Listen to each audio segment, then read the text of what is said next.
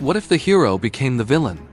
We all know the story of Naruto Uzumaki, the outcast who dreamed of becoming Hokage and earned the love of his village. But what if that story took a much darker turn? What if, instead of befriending the nine-tailed fox sealed within him, Naruto succumbed to its ancient, bottomless hatred? This is the story of a Naruto who embraced the darkness, a Naruto who, fueled by Kurama's rage, turned against the very world he once swore to protect. From his first moments, Naruto was a pariah. The villagers of Konoha didn't see a child. They saw the monster that nearly destroyed their home. The whispers, the cold stares, the suffocating loneliness, it all carved a deep wound in his young heart. This pain became a fertile ground for Kurama's insidious influence. The fox, a being of pure malevolence sealed in a cage of flesh and bone, sensed Naruto's despair. It began to whisper into the boy's mind, not with roars of fury, but with tempting promises of power. Power to make them all pay. Power to end the loneliness by force. Revenge against every single person who had ever wronged him. The first signs of this dark transformation were subtle, easily missed. Naruto's pranks, once a cry for attention, grew sharper, more malicious. There was a cruelty to them that hadn't been there before. His bright blue eyes, once filled with a mischievous, hopeful glint, now held a cold, unsettling intensity. His closest friends, Sakura and Sasuke, noticed the change. They saw him becoming more aggressive, more withdrawn, but they brushed it off as just another phase, Naruto being more extreme than usual. Even Kakashi, his ever-observant sensei, felt a growing unease. He saw a shadow lurking just beneath his student's loud, boisterous facade, a darkness he couldn't quite put his finger on. The Chunin exams became the turning point, the moment the cracks began to shatter. During his fated battle with his cousin, Neji Hyuga, the seal on Naruto's stomach momentarily weakened. Kurama's chakra surged forth, but this time it wasn't a protective force. It was a corrupting venom. Overwhelmed by the raw power and the fox's triumphant whispers egging him on, Naruto didn't just defeat Neji. He brutalized him, leaving the prodigy on the brink of death. The crowd watched in horror. They saw their deepest fears confirmed. This wasn't a hero in the making. This was the demon fox, wearing a human face. Jiraiya, the legendary Sannin and Naruto's godfather, sensed the grave danger. He saw the path Naruto was walking and tried to pull him back to teach him control and mastery over the fox's power, but it was too late. Kurama's hold was too strong, its poison too deep.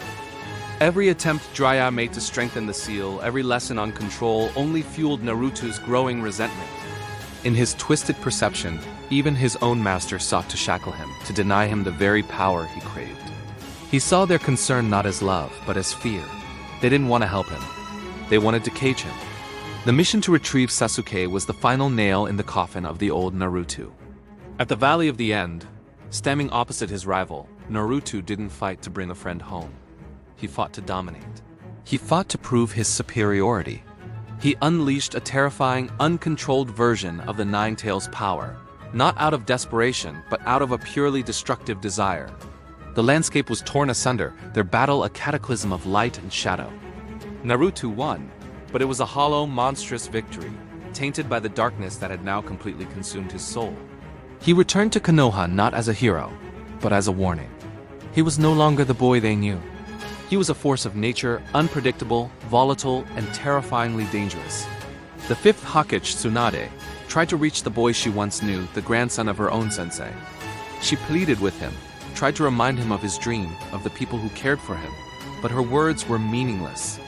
They fell on deaf ears. To Naruto, she was just another obstacle, another symbol of the village that had hated and rejected him from birth.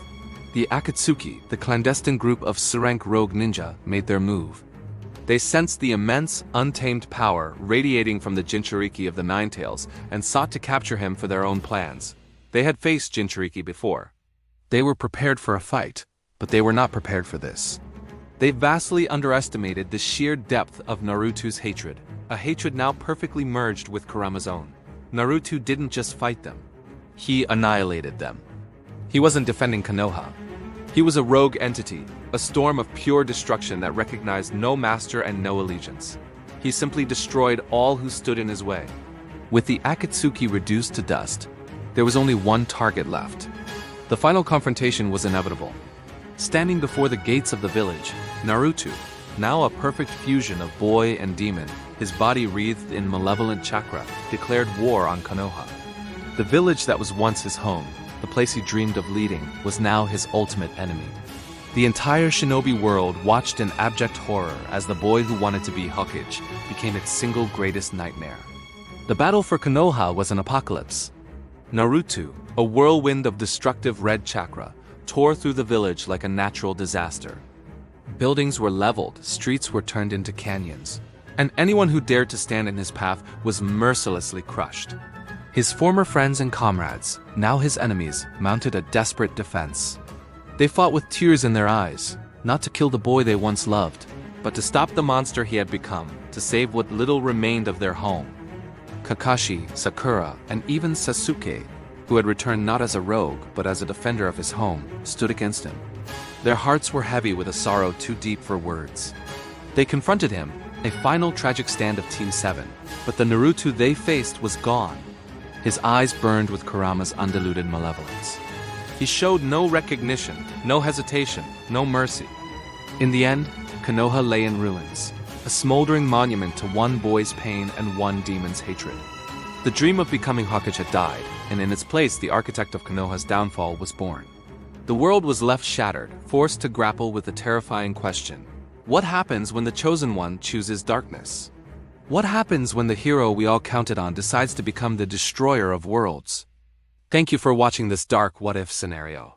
If you enjoy exploring alternate timelines in your favorite stories, make sure to like this video, subscribe to the channel, and hit that notification bell so you don't miss our next journey into the unknown. Let us know in the comments what other what-if you'd like to see next.